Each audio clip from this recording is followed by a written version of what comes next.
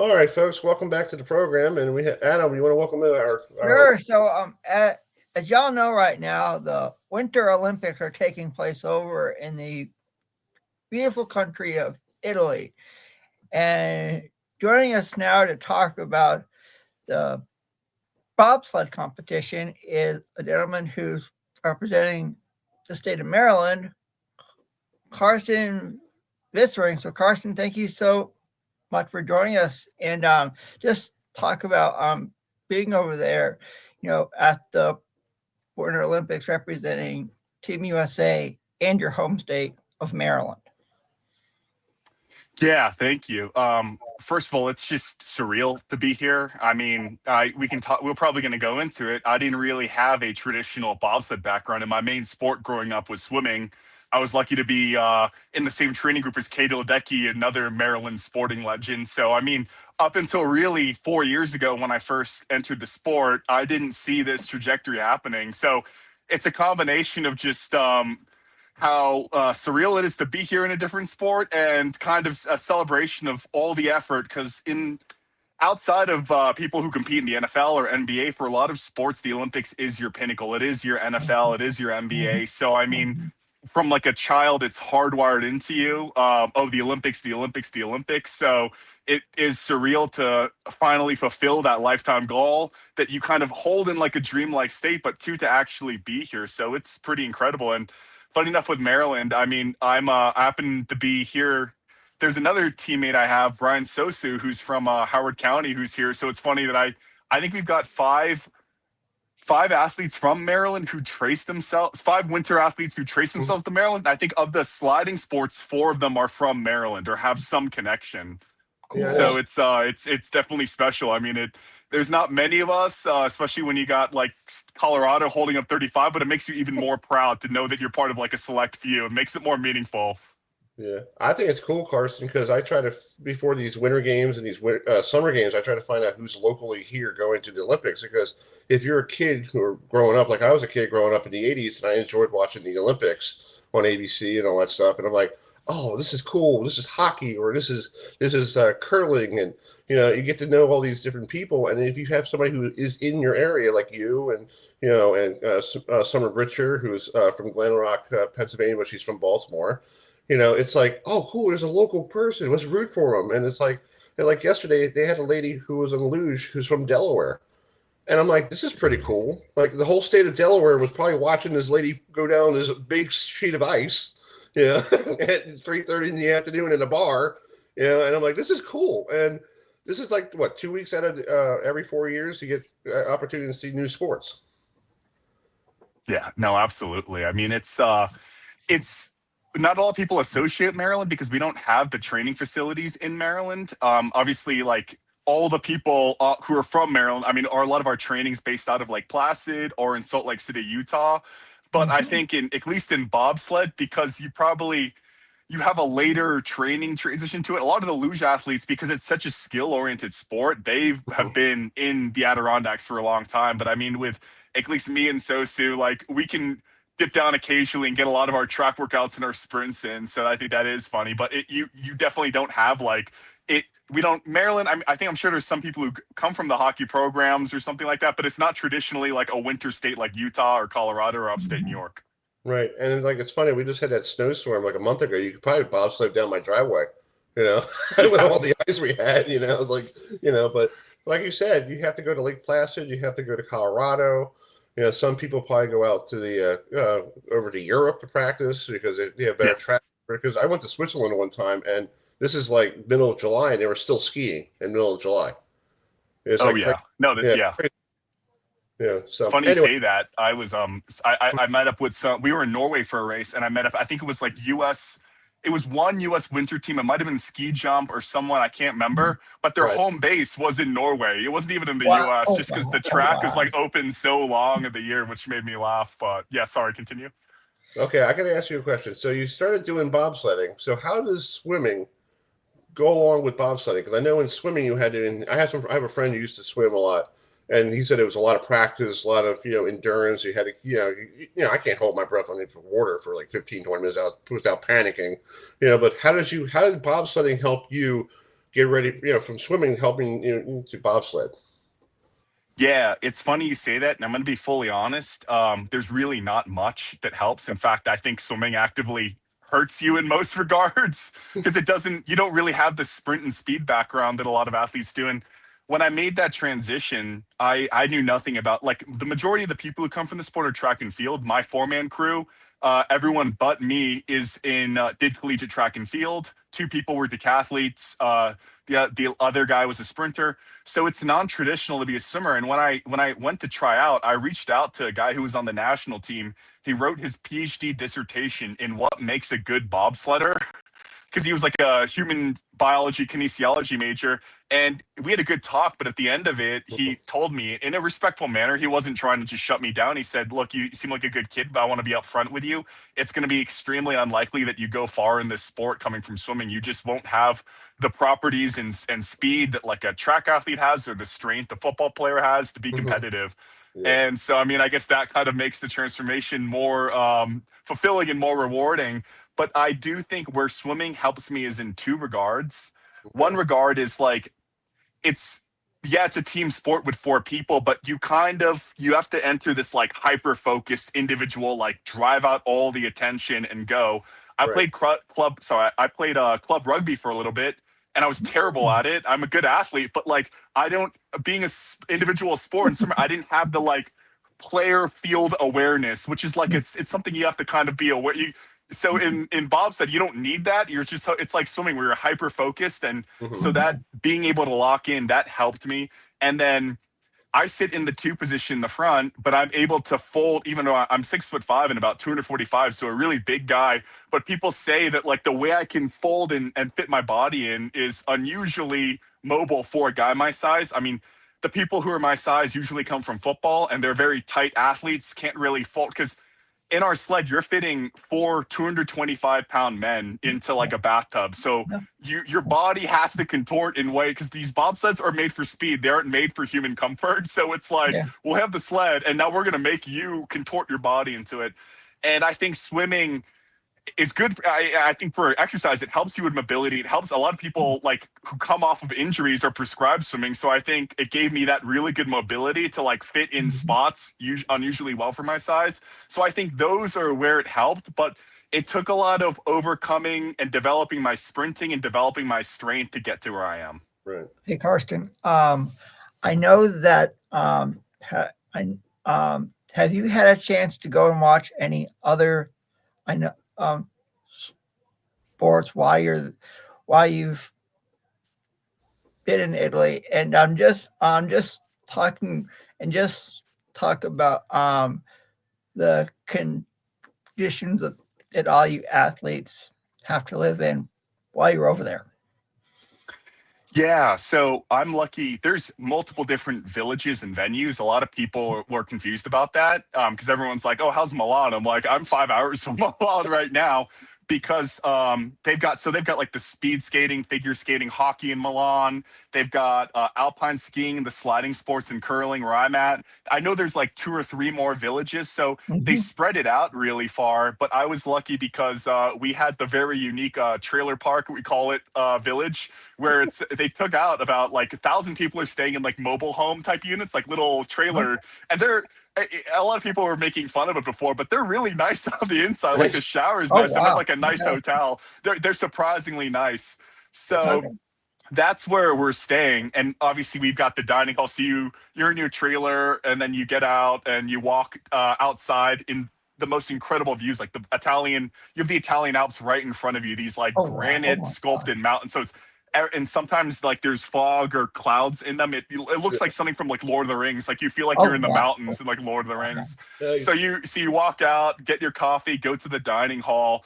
So that's like the average. And a lot of people I think were reluctant because, I mean, we heard the news. We heard, oh, Cortina is going to be like a trailer park village. People were like, is the heating going to be good? Are the units going to be fine? But it's actually been more fun. And I'm glad I have it this way. Like I enjoy this more.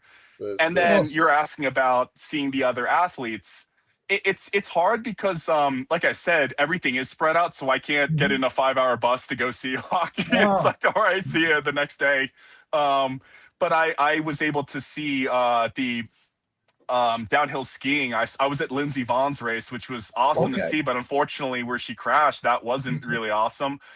That was the one I really went out of my way to go there because I mean, this is her 5th Olympics. I remember when I was like 8 years old watching her. So with her age, there's a high likelihood it could be one of her last. So I was like, well, I want to go see one of her last medals.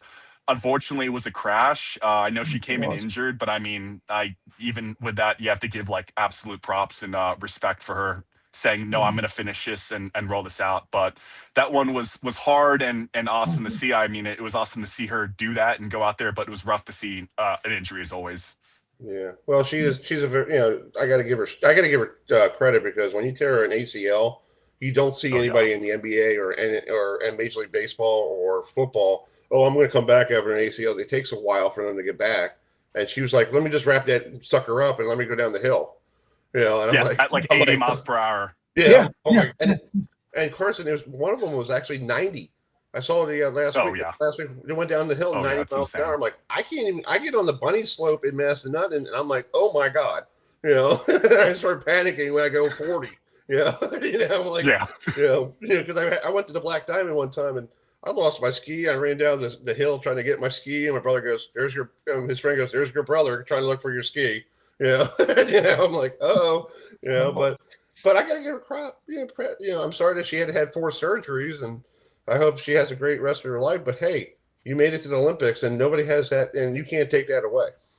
100%. Yeah. No, and it's hard. And I was talking to one of my buddies about it because there were like 3 other crashes besides her. And I mean, a lot of people see that and it's rough, but the unfortunate nature of like winter sports is a lot of them are extreme sports. I mean, when you're going 80 plus miles per hour in anything, stuff happens. It's just like, it's not a speed where you get a lot of margin of error and making mistakes. So I think it kind of comes with the sport and people see that and they're like rough, but I mean, I'm like I said, it's something that you being in the winter sports sphere, you see, and you just kind of are like, oh, well, that's part of it. You get up and then we'll just kind of process it out and compartmentalize it, I got to ask you about a swimming question. I'm from up here in Harford County, Baltimore County.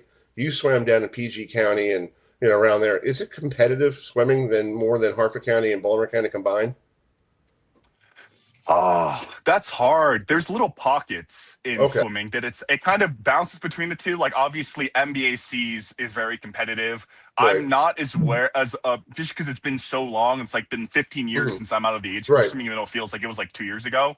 So it's like the 3 pockets that kind of like vie for, I guess, like swimming supremacy is like obviously MBAC, and then you've got some of like PG County, some of Montgomery County, and then Northern Virginia, like Tyson's Corner and some of those places have always been really strong pockets. Gotcha. I'm too far out of it to say what it is right now, but they all kind of take turns. It's like, NCAA, you got like 3 or 4 powerhouses that kind of like alternate who's like dominating. So that's kind of, we'll see. I'd have to look back, but unfortunately I'm a little too removed to really say right now who's got the crown.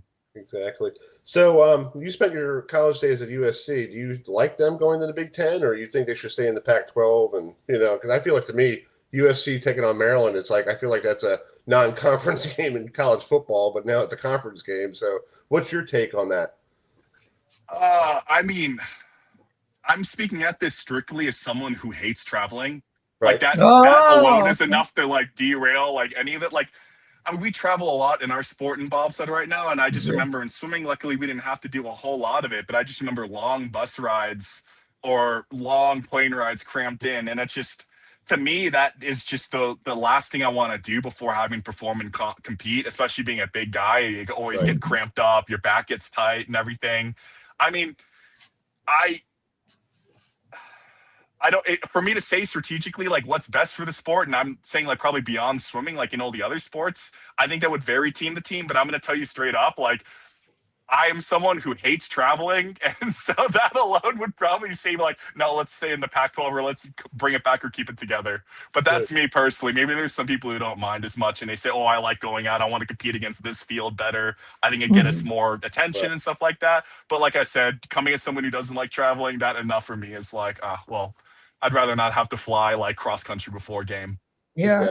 I mean, I can say that I'm an old school college football fan.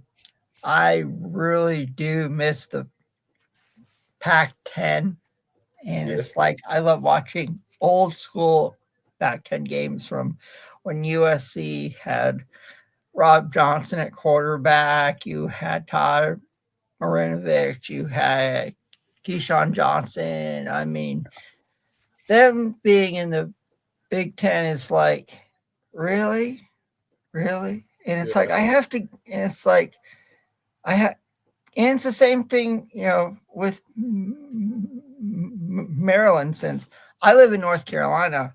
And I remember when Maryland was in the ACC, and I mean, all the legendary rivalries that Yeah. Maryland had with college, with Duke and North Carolina and college basketball playing at historic Field House. And it's like, it's nice, but Yeah.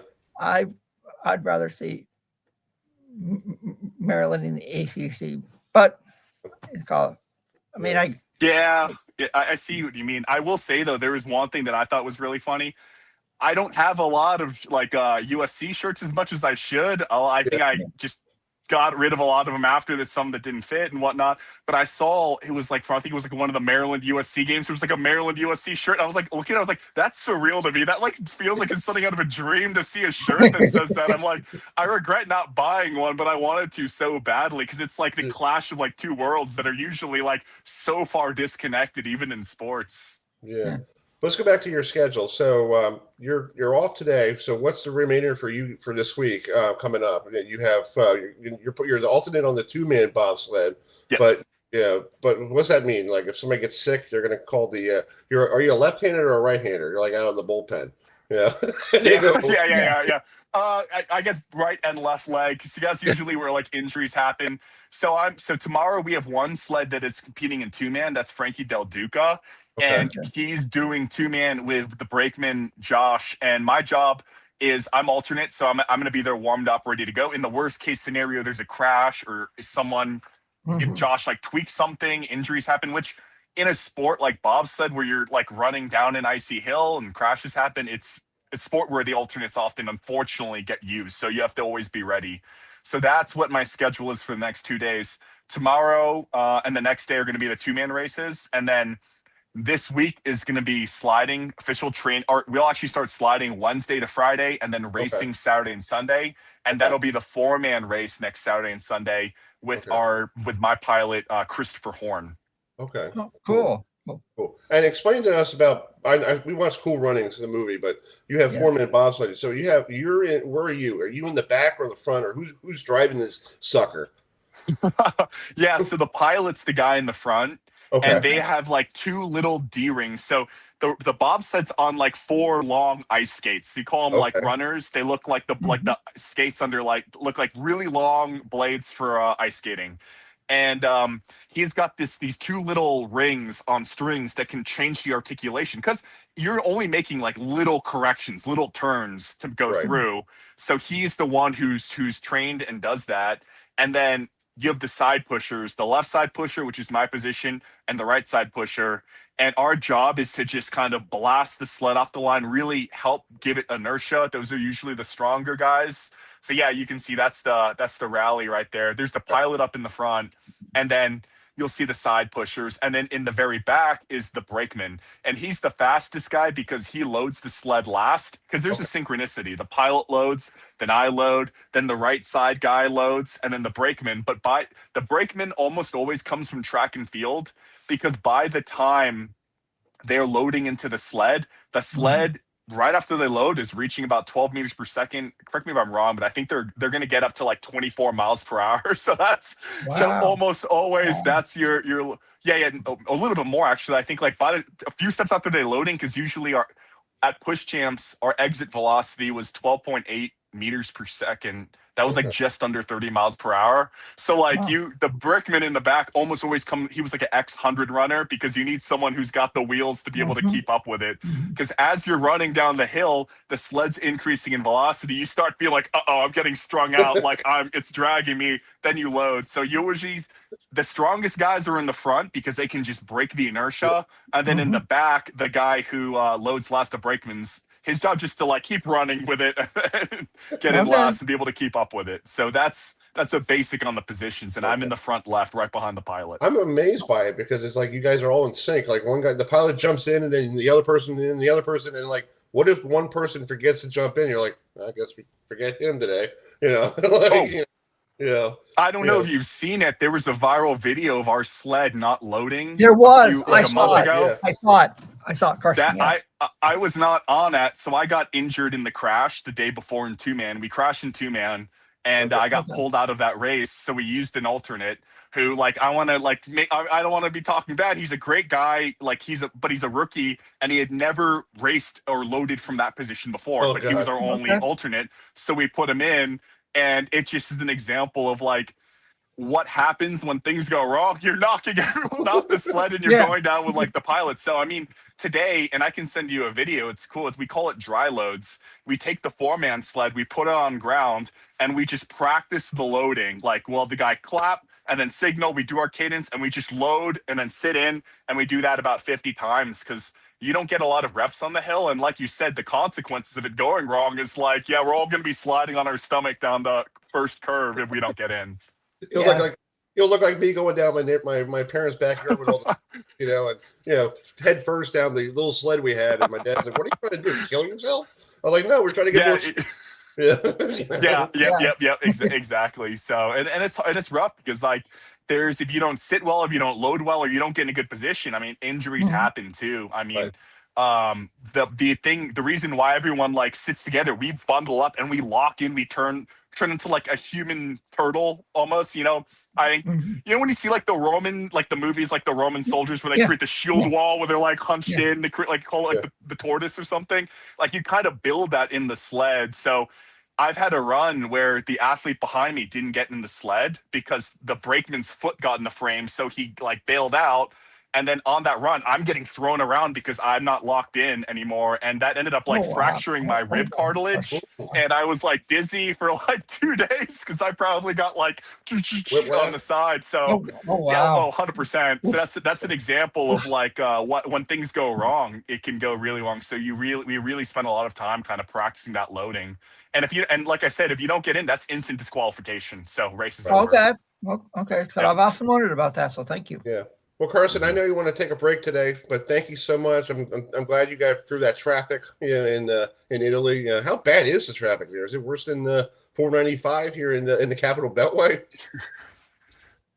Yes, I will. It is pretty.